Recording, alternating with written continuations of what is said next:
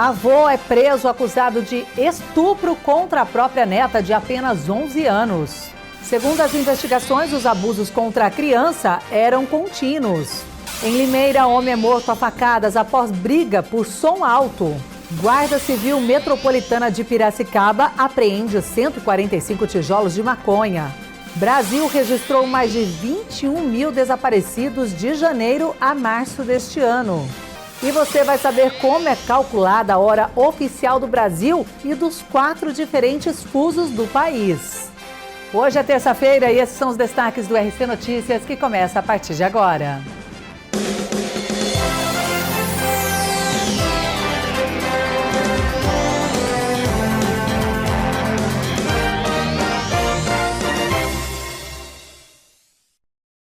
Olá, boa noite. A gente começa com uma notícia revoltante, mas que ainda bem teve a ação da Polícia Civil para tirar de circulação um criminoso acusado de estupro contra a própria neta de apenas 11 anos de idade. Isso mesmo.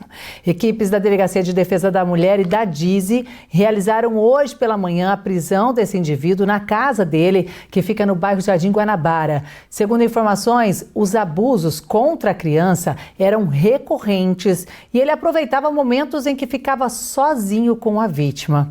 As equipes então prenderam este indivíduo, levaram até a delegacia ali, né? E ele segue à disposição da justiça. As autoridades seguem também com investigações. E lembrando que denúncias podem ser feitas ao Disque 181 ou também ao Disque 100. E a cidade de Limeira registrou nesta madrugada um homicídio. Um homem acabou morrendo após ser esfaqueado. E tudo começou com uma briga por som alto. 2 pessoas acabaram sendo atingidas com golpes de faca. As duas, sendo aí 2 pessoas envolvidas, estavam na briga também ali com esses indivíduos e acabaram pegando a faca e desferindo os golpes. A PM foi acionada e ao chegar ao local dos fatos se deparou com as 2 vítimas ao solo, com sangramento intenso. Uma delas, de nacionalidade paraguaia, estava inconsciente e com diversas perfurações no corpo e na face. Já a outra vítima apresentava 2 perfurações no tórax e também nas costas. O SAMU foi acionado e confirmou o óbito de um dos homens, né? O outro foi levado para a Santa Casa de Limeira. Um indivíduo que se identificou como autor dos golpes se apresentou ali para o pessoal, né, das equipes de segurança e indicou onde estaria a arma branca usada no crime. O acusado alegou legítima defesa. Ele foi preso em flagrante. Além disso, o pai deste indivíduo também foi apontado como um outro autor que teria utilizado uma outra faca, mas ele fugiu do local. O autor e testemunhas foram apresentados aí na delegacia, sendo elaborado um boletim de ocorrência de homicídio, tentativa de homicídio, reconhecendo então o autor, né, que ficou ali à disposição da justiça. Ele foi preso, ficou na carceragem local e agora o outro seguia foragido até esta manhã.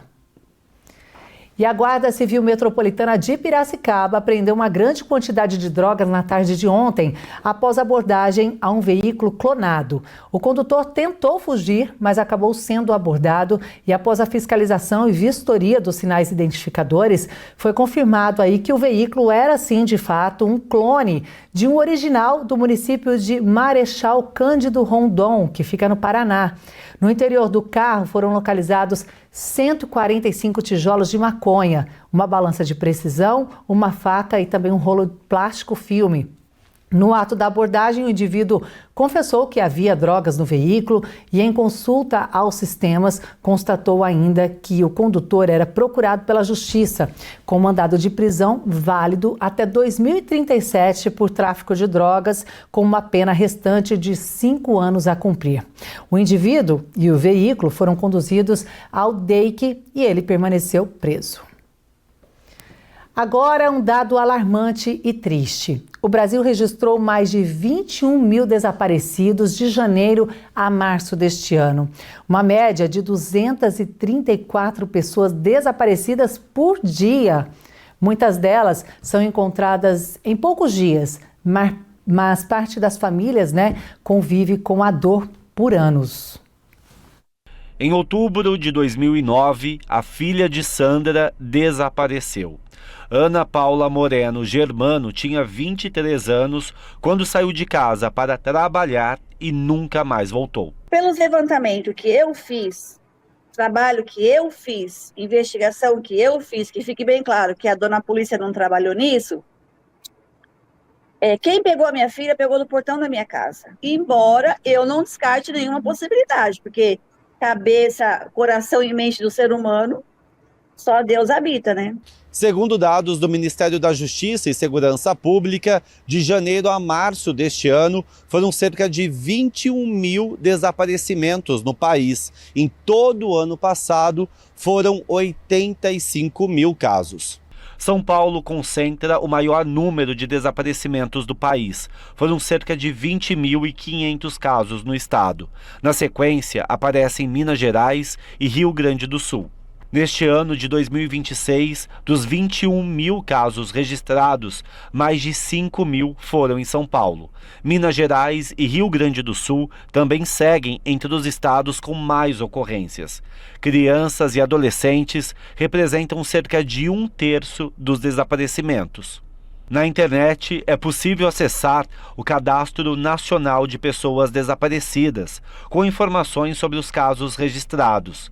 Mas o sistema ainda enfrenta desafios. Os dados são enviados pelos estados e nem sempre estão completos ou atualizados.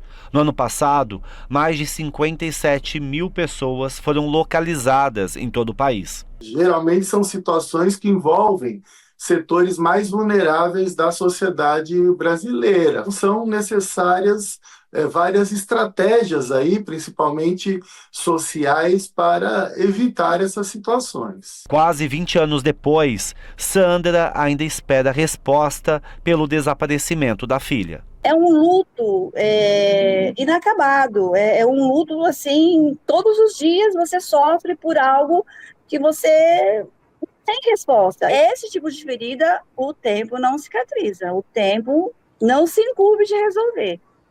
A gente sofre cada dia mais.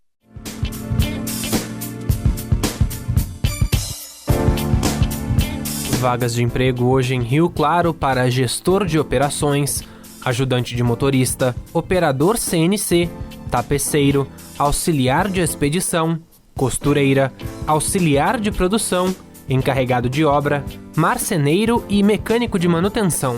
Os interessados devem procurar o Conecta na Rua 3, número 1636, no centro, ou acessar o portal da empregabilidade. E daqui a pouco vamos ver como seguem as temperaturas e saber como é calculada a hora oficial do Brasil e dos 4 diferentes fusos do país. O serviço é realizado desde o século XIX.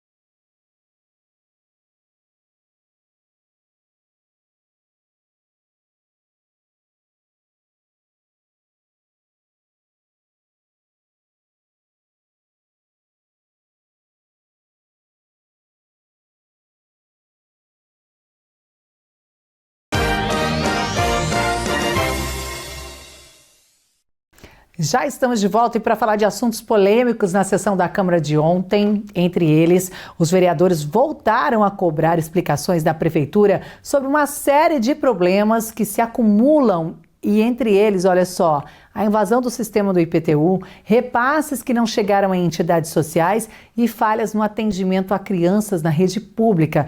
Eles ainda alegam, faltam respostas claras. A invasão do sistema de cobrança do IPTU voltou à pauta na Câmara de Rio Claro. Vereadores cobram respostas sobre o montante de pagamentos que não chegaram até a Prefeitura. O contribuinte entrou no site da Prefeitura, emitiu a guia de IPTU, pagou via Pix e foi hackeado, esse dinheiro foi embora. E através desse requerimento que eu protocolei lá na Secretaria de Finanças, me responderam aqui e não responderam.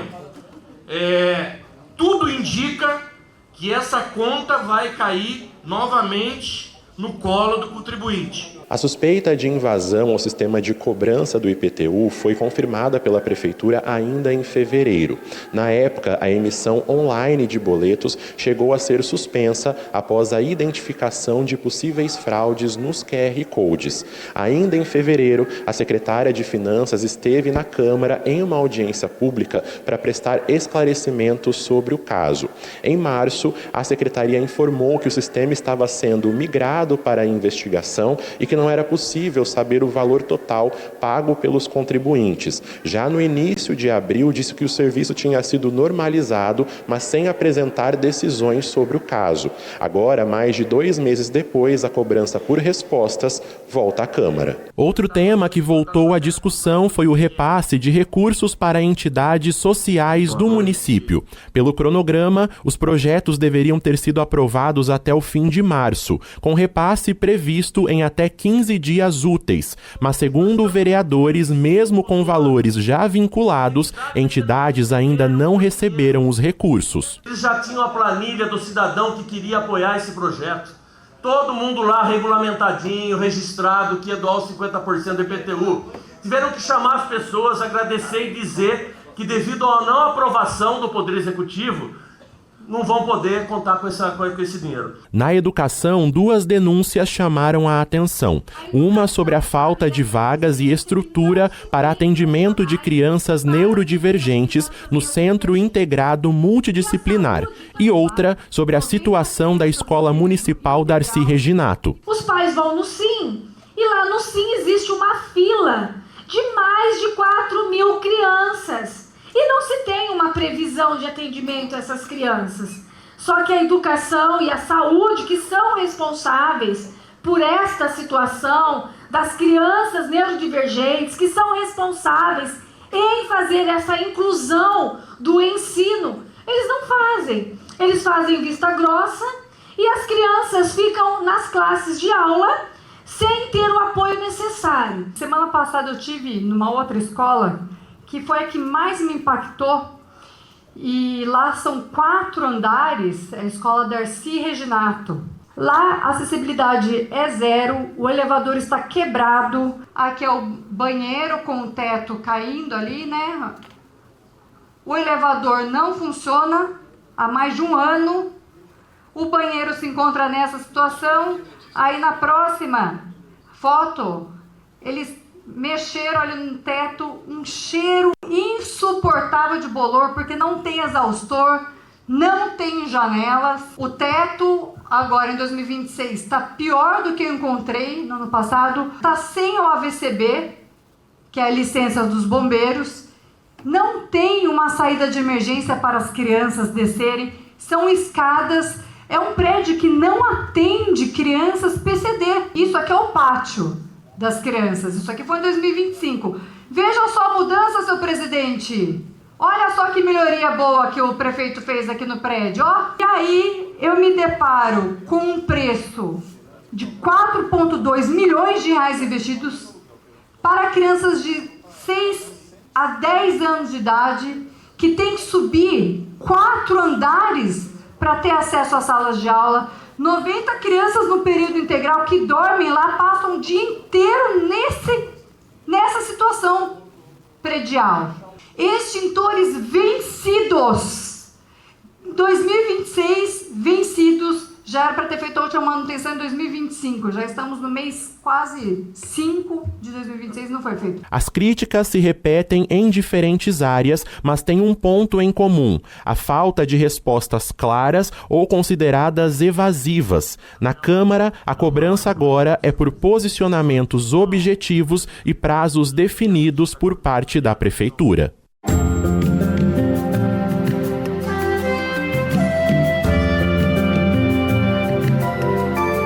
Quarta-feira com previsão de sol e muitas nuvens e possibilidade de pancadas de chuva isoladas. Em Rio Claro, mínima de 21 e máxima de 34 graus. Em Analândia, mínima também de 21 e máxima de 33. Em Araras, as temperaturas oscilam entre 22 e 34 graus. E agora, em Brasília, 19 horas. Calma, é só uma brincadeira, não podia perder essa oportunidade, porque quantas vezes você ouviu essa frase em Brasília, 19 horas. Ela ficou famosa por fazer parte do mais antigo programa de rádio do Brasil ainda no ar, A Voz do Brasil.